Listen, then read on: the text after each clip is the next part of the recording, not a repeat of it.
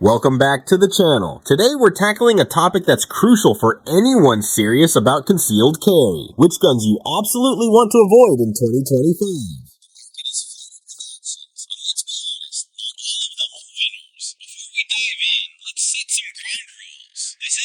Bashing brands, but calling out specific models with major flaws that could put you at risk. So, without further ado, let's get into it.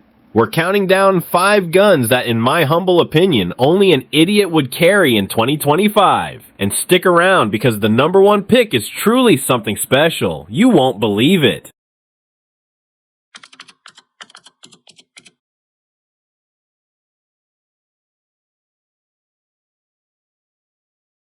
Kicking off our list at number 5, we have the Bond Arms Cyclops Thumper. Now, Bond Arms is a name that's synonymous with high-quality derringers. They make precise, nicely manufactured firearms from old-school reproductions to new and novel designs. If you're in the market for a tiny 2-shot hideout gun, Bond Arms probably has something that fits the bill. But the Cyclops? Well, that's a different beast altogether. The Cyclops Thumper is chambered in a massive .50 caliber. Yes, you heard that right, a .50 caliber handgun. But here's the kicker, it's a single shot pistol. So you're betting your life on one and only one shot of .50 caliber Fury. In a single shot format, it's more of a novelty than a practical self-defense weapon. Now, I'm not saying a .50 caliber round isn't powerful. It is. But in a self-defense situation, you want options, you want follow-up shots, and you want a gun that's controllable. Speaking of control, let's talk about recoil. Imagine trying to manage the recoil of a .50 caliber round coming out of a 28-ounce pistol. It's going to be atrocious. You might be able to fire it once, but good luck getting back on target for a second shot. This isn't a gun you can train with effectively, and it's certainly not a gun you want to rely on when your adrenaline is pumping. Look, I get the appeal of a big bore handgun, but the Cyclops Thumper is just not practical for self-defense. It's a party trick, something you bring out to shock your friends at the range, but it's not a serious tool.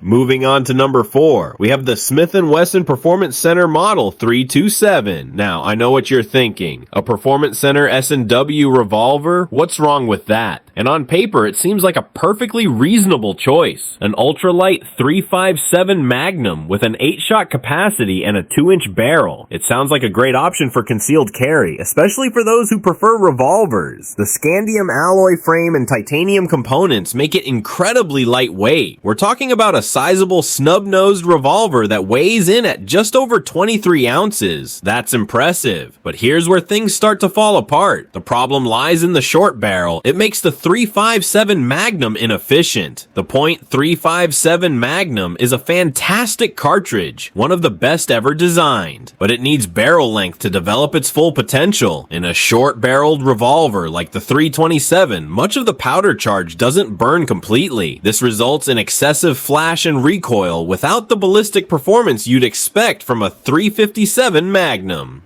Sure, you can load it with .38 special rounds, which are much more manageable, but then you're dealing with potential leading and carbon buildup in the cylinders. Plus, if you're going to carry .38s all the time, why bother with the expensive titanium cylinder? There are smaller, cheaper special snubbies that would serve you just as well, if not better. The S&W 327 is undeniably cool, and it's a well-made revolver, but it's unbelievably inefficient for its intended purpose. And considering the price tag, these things cost well over $1,000, you're better off spending your money elsewhere. Hey, if you're finding this helpful, give that like button a tap and hit subscribe. We've got a lot more gun content coming your way.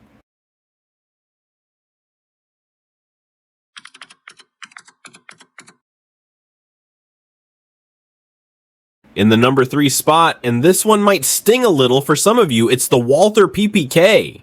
Yes, James Bond's legendary pistol. The PPK is stylish and iconic. It oozes a certain old school cool that's hard to deny, and it's undeniably easily concealable. But let's face it, the PPK is showing its age. This design is nearly a century old, and while its timeless aesthetics might still turn heads, its performance doesn't quite measure up to modern standards. The slide-mounted safety is difficult to actuate, especially on such a small pistol. If you have larger hands, forget about it. The double-action trigger pull is heavy, often requiring a Herculean effort to pull. And let's not forget the dreaded railroad tracks. The PPK has a notorious reputation for lacerating the shooter's hand. Those sharp slide rails can leave you with a series of cuts and scrapes. Walther has tried to address this with an extended beaver tail, but it hasn't completely eliminated the problem. And here's the kicker. The PPK commands a premium price. You're paying for the name and the history, but with so many superior .380 options on the market, guns like the Ruger LCP Max and Sig Sauer P365.380, the PPK just isn't worth the premium price.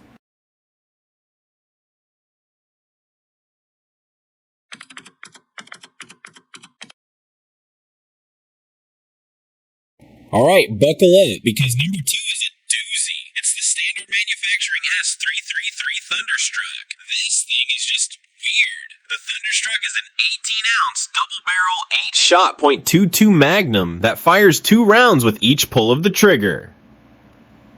Yes, you read that right. 2 rounds at once. And how does it accomplish this feat? With a double finger trigger that looks like it came straight off a paintball marker. Seriously, it's bizarre. Instead of a traditional trigger guard, it has a protruding vertical spur that leaves the trigger almost entirely exposed. It's a fit special in a messed up nightmarish way, but the real problem is that it has terrible accuracy, with bullets often tumbling. The manufacturer blames the ammo, but the design itself is inherently flawed. The S333 Thunderstruck is a gimmick. It's a novelty item that's fun to show your friends at the range, but it's not a serious self-defense weapon.